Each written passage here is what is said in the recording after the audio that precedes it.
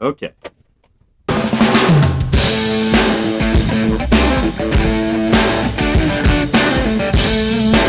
Welcome to Fantasy Football with the Dork and the Dude.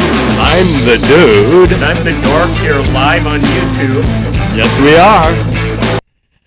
Okay, Dork. Football season is officially over. What's your observations on the Super Bowl? Well, Even though you took KC. I think KC, they were due for a game like this, and it finally happened. They laid an egg. They laid an egg. Philly was good, very good. They played damn near perfect. Dominant, and that team, I believe, is set up for sustained success. I agree. Now, with the salary cap, it's going to be hard to keep it going, but they put on quite a show, and congrats to them and, all those wonderful Eagles fans we're always hearing about. I hear you. Yeah. Of course, like I said, I took Philly to win the Super Bowl 7-1 about when the playoffs started. Yep. That was the smartest bet I made all year. Yep, that was a smart one. And it paid off. I also had them on the money line. I also had them at minus 6.5 teaser. Didn't hit any props, though. I might hit one prop, but I was hoping to hit some props. But guys like Hunt and Kelsey, I didn't have Kelsey, but I had like Hunt to score. And then I had Devonta Smith on a parlay, 70 yards or more and a touchdown. He had 69 in a TD. Yeah. And so I could, that would have been a nice one hit because I think it was plus 550. Yeah. But honestly, KC couldn't do anything until late when the Philly defense took their foot off the gas. Yeah. And you got to give him credit. Worthy played a hell of a game. Worthy was great. That dude's going to be awesome. Yep. Your guy Fez, I remember on his podcast before the Super Bowl. Yeah. He said bet the Eagles players on the prop bets. He didn't make much of a pick on the game, but he said he did expect them to get their yards. Like a lot of us, he expected it to be a close game. Sure. With Mahomes pulling it out in the end. Right. And Philly just made sure that wasn't going to happen this time. I hear you. Well, I even mentioned last week on the pod that I think it could possibly be a blowout. Yeah. And it happened. Oh, I agree. And it did happen, and it's kind of good to see. It's good to see Goliath get knocked off. And, yeah, it is. And I couldn't have lived with a three-peat, man. I could have lived with it, but I wouldn't have liked it. I hear you. I thought other than two calls, one that went each way right at near the beginning of the game, that were both terrible. Right. I thought the refs were pretty good. I did too, and I think they, even if there was no specific message sent, there was a message: "Don't fuck this up." Yeah. And for the most part, they let them play. Yeah. I didn't see the replay, but I read something where there was a roughing the passer missed on Mahomes. Could be. Poor baby. Yeah. I mean, he gets all the calls and then they miss one. Okay. There had to have been about 10 missed roughing the passers for this game to even be close, and even then, who knows? I hear you. Well, the Dork's not feeling too well today, so we are going to just get down to it, and we're going to make this a quick show. So we're looking at next season, Dork, unless you had something else you wanted to cover from the Super Bowl. Just the two bets. I hit defense special teams TD. Oh, you hit that? Plus 290. That's always a good one. Oh, I hit that too. And I forgot. Hurts MVP at plus 350. When it's a toss-up, if you're getting more than 300 on one of the QBs, take them. Yeah, that's a good bet. Because they almost always win. I get it. It should have been Josh Sweat, but Hurts had a good game too. I should have took that Hurts at 3-1. I forgot about the Philly D that I hit. So I'm watching the first quarter, and I think the first quarter just ended, and I'm thinking to myself, God damn, that Philly D is just dominating. Yep. I went and live bet and got him at, what was it, plus 750, I think. Okay. And So I was going to bet $10, to win 75. I said, fuck it. I'm going 20, baby. Boom. And then within 5 minutes, the play happens. They score. Yep. Cooper DeJean. Yep. Nice Iowa kid. Yeah, that was just intuition on my part, and it worked out. But Well, I think after their first two scores, a field goal and then a touchdown, or maybe the other way around, I was like, look, Philly's got this. They were doing what they wanted on offense, and I didn't feel good about it till they got up by like 3 scores. then 24-0 at half. I did worry a little. Are we going to see a repeat of the New England comeback on Atlanta? Right. But, I wasn't worried about that. The way that defense was playing, when they're up 24-0, I'm just going, this is blowout city. Yep.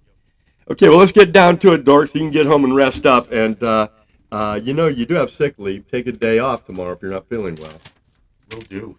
Okay, so what do you want to kick off with?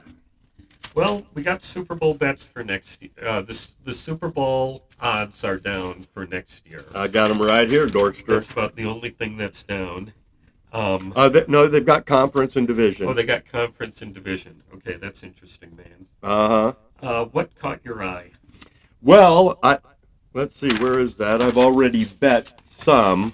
Now, first of all, I'm having a new strategy this year on my futures Super Bowl bets, and that is I'm going to place a few, which I placed. I'm probably not going to place any more. I'm going to wait until it gets closer to the playoffs and grab good numbers that are still out there, like I did with fucking Philly. Yeah. I think that's a smarter way to go rather than tying up money for 7 months and as one of the podcasters said, I don't like to tie up money for a year. Now these are just, but on the other hand, if you probably could have got Washington at damn near 200-1. No, at this time last year, or at least 100-1. I think there were 100-1 was the most. And I got Denver at 100-1 this time last year. Yep. And it didn't happen with Denver because they got bounced from the playoffs right away. And I didn't see what it was with Washington. But at the very least, if you get to championship game with one of those teams, you can cash in at a decent profit. Or you can hedge. Or you can hedge, one or the other. Yeah. And if you've got let's say you got $10 on them at 100-1 to win $1,000, you can hedge that going the other way for 500 and guarantee yourself 500. Right. But like you say, the cash out. When Philly got to the Super Bowl, they were prepared to cash me out on my 7-1, and I just wrote it. At what? I don't remember. You don't remember? Okay. It was at least $50. Okay.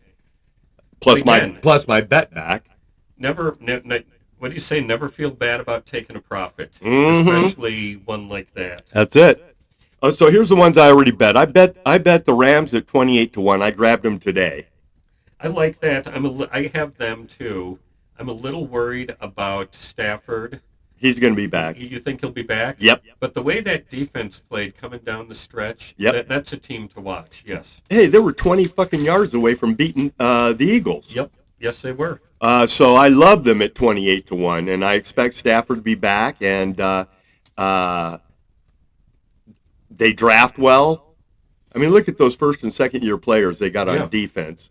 That defense, those guys were coming out of nowhere and terrorizing QBs. Lad McConkey's going to be a... well, he's with the Chargers. Yeah. Puka. Couple will be gone. But they might get a third rounder for him. Yeah. So I picked up Atlanta as soon as the numbers came out at 60-1. If they can improve that defense, they're in an easy division. They might be able to do it. What I worry about with Atlanta, I think I got to look where I go. Oh, here they are. They have negative cap space right now. I know. So they're going to... And the Cousins... the Cousins thing is still there. Also, this is Penix's first full year as a starter. Yep. There's only 2 quarterbacks who've won a Super Bowl in their first full year of a starter, and that was Brady and Kurt Warner. Uh-huh. But Mahomes was also pretty good, and if Penix can have a Mahomes-like second year, They've got the playmakers on offense. They do, and at 65-1, that's not a bad play. That's what I figured. I got a bonus bet because I was playing one of those promotions where you place a TD bet in it and you get thrown into a pool to win bonus bets. Hell, I'd forgotten all about it. After the Super Bowl, I pull up DK, and it says you've got a $46 bonus bet. So I took the whole $46 and threw it on the Niners at 15-1. Okay, the Niners are one of my bets too. I mean, I think they're a bargain at 15-1 because I do believe they're one of the elite teams. They're usually 7 or 8-1. Right. And they just had a tough year, as many Super Bowl losers have had. Injuries killed them. Yep. They do have 50.3 million in cap space right now as well. I like it, and so they are primed to improve and fix their holes, their O-line holes, and Debo's out of there. They'll get something for him. Yeah.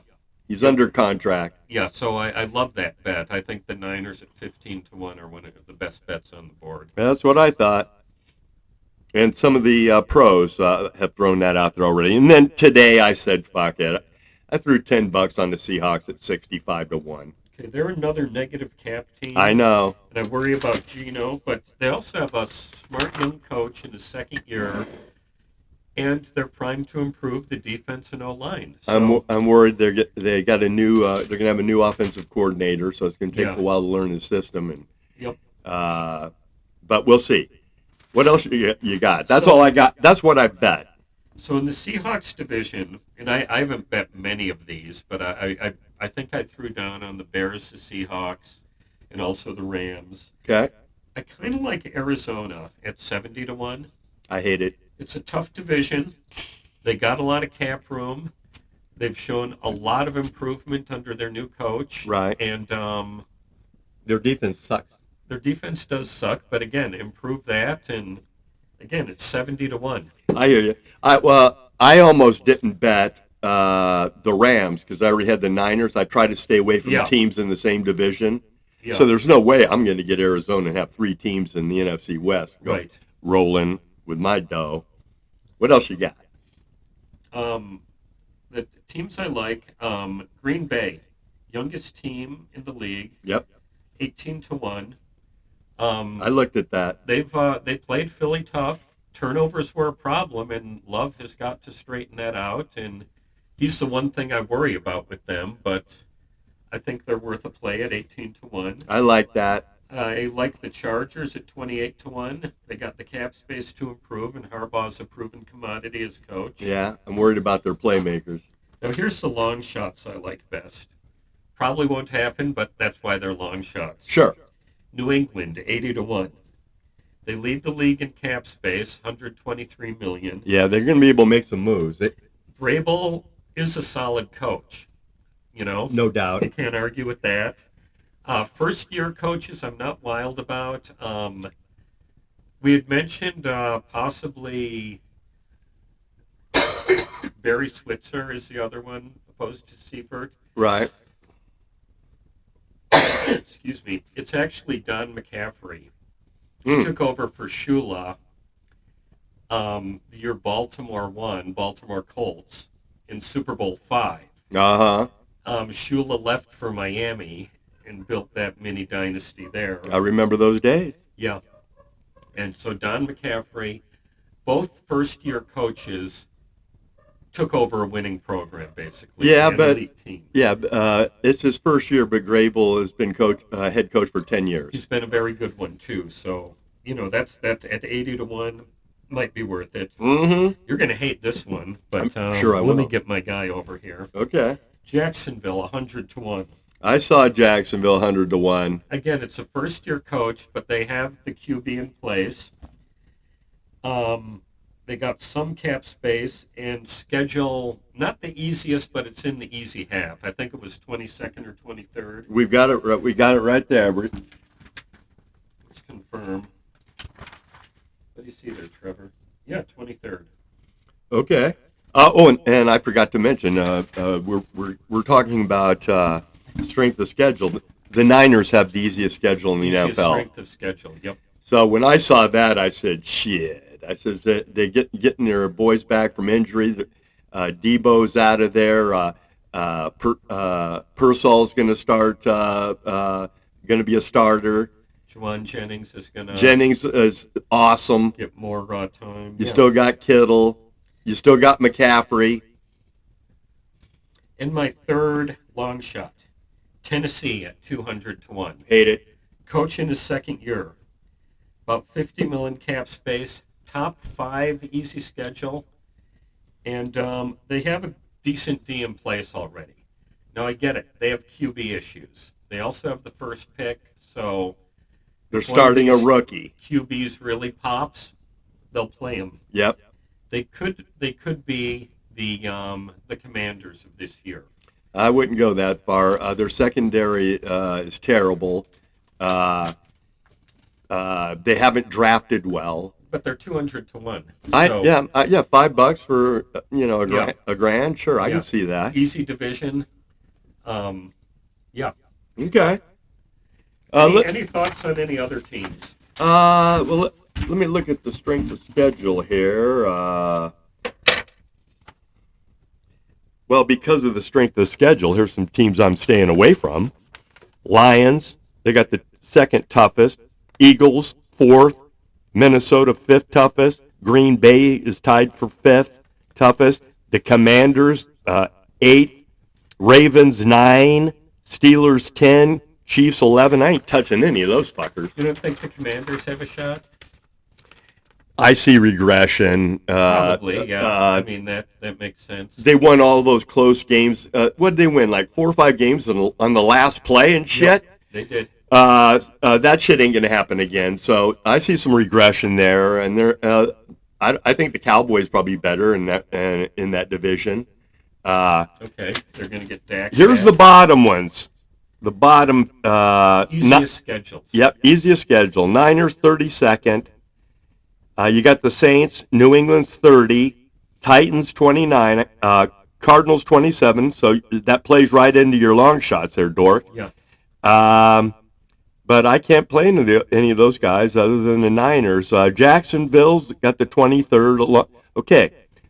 If you want to play chalk, the Bills have the 23rd easiest schedule. And they're sitting out there 7 or 8-1 right now. Yeah. Then you got the Seahawks, 21st, Miami, Atlanta, etc. Miami is another team with cap issues, though. I can't. Yeah, and I can't bet Miami. And they just haven't impressed me. It's either Tua's breaking down. They're in disarray. They seem like it. I mean, it's a fun team to watch, a talented team, but. Is Hill making noises about retiring and starting his porn career? Not yet. He actually came back and walked back his statements that he wanted out, and he says he loves Miami and shit like that. Okay.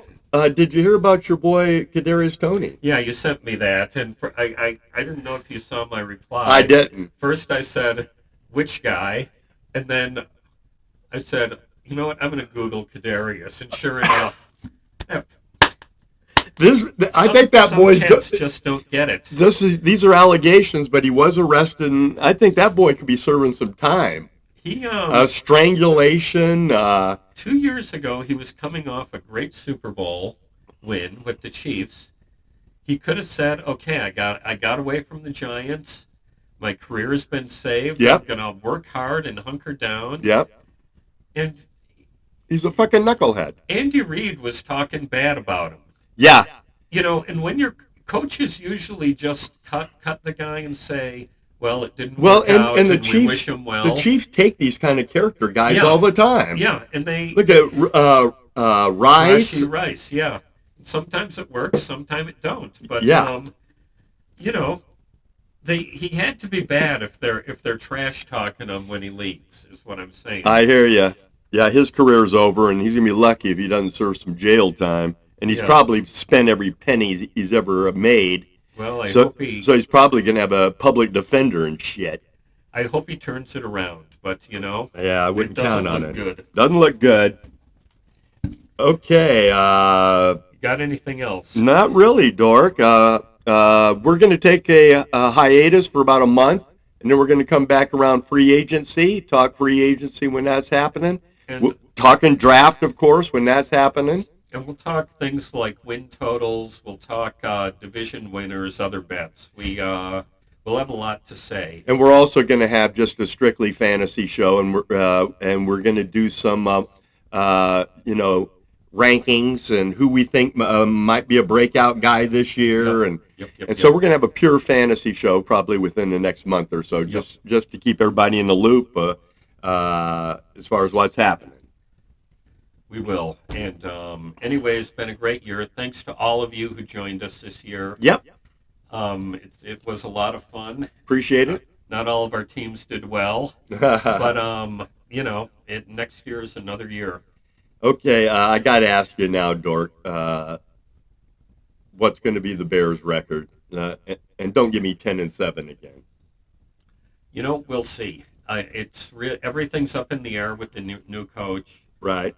They got the hot coordinator, which isn't always good, but sometimes is. Caleb definitely looked promising. Caleb, I thought, looked very promising. Their offensive line needs some serious work. They need to address the O-line. Now, they got some decent cap money, don't they? Yeah, they do. I want to say about, I got it all written down here.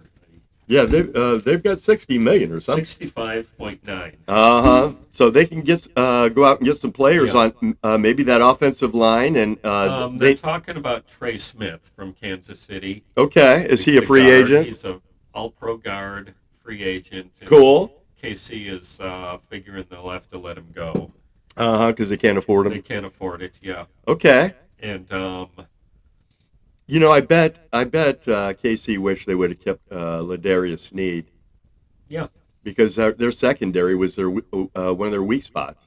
Yeah, and that's the NFL when you pay the quarterback. So I will say this about the Bears: they got 3 or 4 more years to get it going with the rookie QB, and then you got to be smart with how you arrange things. If I'm them, I'm concentrating on drafting for defense. They've got wide receivers are good. They could probably upgrade running back. I don't know about Swift. They got Swift and he looked better Johnson. He looked better at the end of the season. Rashawn Johnson, he's going in his 3rd year, hasn't impressed. He's been a goal line back and special teams guy. Anybody can do that. And the running back crop is supposedly one of the best ever this year. So cool. So well, you follow college football a little more than I do. So our next show too, maybe you could hit some of those running backs. Oh yeah. That are and wide receivers that are coming out. I read that the O-line group is deep, but a lot of them are going to take a year or two. Okay. They're going to be kind of projects. They're projects, yeah. Okay. And the edge class is very good. Pass rushers. So. Well, you know, almost every year lately it's been that way with pass rushers. Yeah. There's always 2 or 3 dudes that get picked in the first round. They're just awesome. Yep. Okay, guys, thanks for watching Fantasy Football with the Dork and the Dude. See you in a month. Talk about free agency. That's it. Maybe some combine stuff. Yep. And I'll probably be talking some horse racing by then. We got the Derby Trail.